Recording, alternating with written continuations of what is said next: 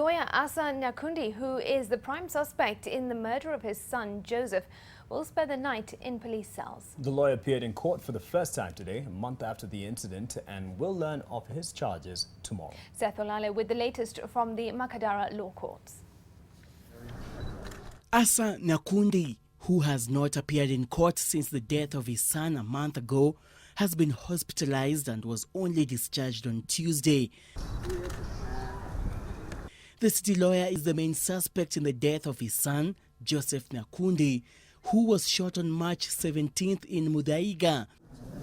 Oliver Nabonwe, the investigating officer attached to the Directorate of Criminal Investigations, Serious Crimes Unit, Homicide Division, requested the court to detain the suspect for at least a day in order to obtain fingerprints and for the lawyer to reconstruct the crime scene.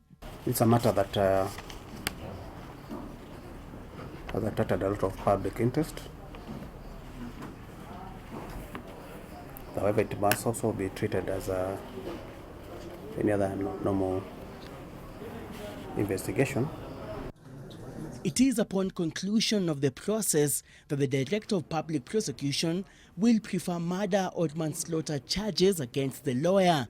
Defense lawyers led by Ken Nyaundi did not object to the prosecution's request of detaining the suspect for a day, but urged the city lawyer to be returned in court on Friday at noon to take plea should charges be preferred against him by the DPP.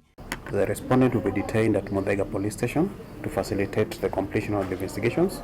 Chief Magistrate Heston Nyaga granted police more time to finalize the investigations and ordered the suspect to be brought back to court on Friday noon.